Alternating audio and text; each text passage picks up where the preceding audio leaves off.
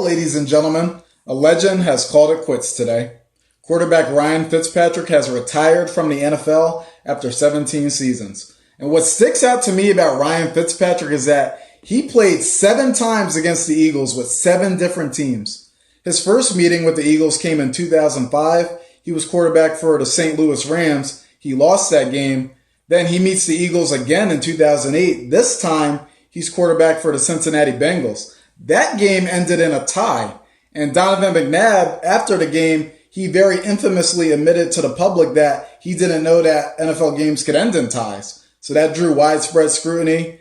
So a few years later in 2011, Fitzpatrick faces the Eagles again, this time as quarterback for the Buffalo Bills. And he lured us off sides on a 4th one near the end of that game, and that cost us the win because I believe we were down by a few points and we had to get a stop on that 4th down to get the Bills off the field. But Fitzpatrick, he lured us off sides on that 4th and 1, and that virtually ended the game.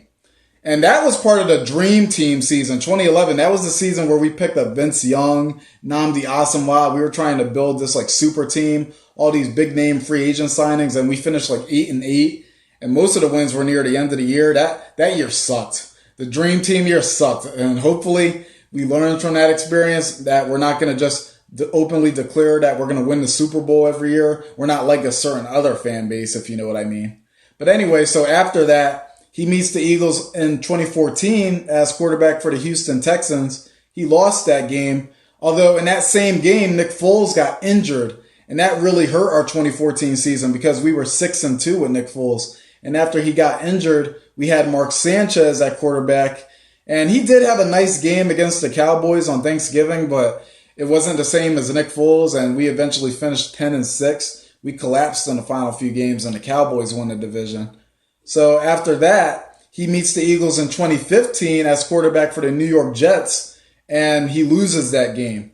So the Houston Texans and the New York Jets, we are undefeated against those two teams. We have never lost to the Texans or Jets. But then that's where the good times end, though, because the next meeting in 2018, we see Ryan Fitzpatrick as quarterback for the Tampa Bay Buccaneers. This was right after we won the Super Bowl.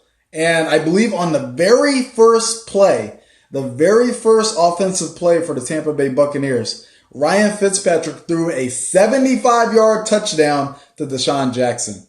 And he had like over 400 yards in that game. He threw 4 touchdowns, and we lost 27-21. That was our first loss after we won the Super Bowl. And Ryan Fitzpatrick, he was responsible.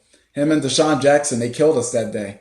And that was the game where afterwards, it was that famous press conference where he's like wearing the shades and he's shirtless. Like that game, getting killed by Deshaun Jackson too. That's what made that hurt even more. The former Eagle burning us like that. Jalen Mills stunk, by the way. He stunk it up in that game. And most infamously, our final meeting with Ryan Fitzpatrick, we saw him in 2019 as quarterback for the Miami Dolphins.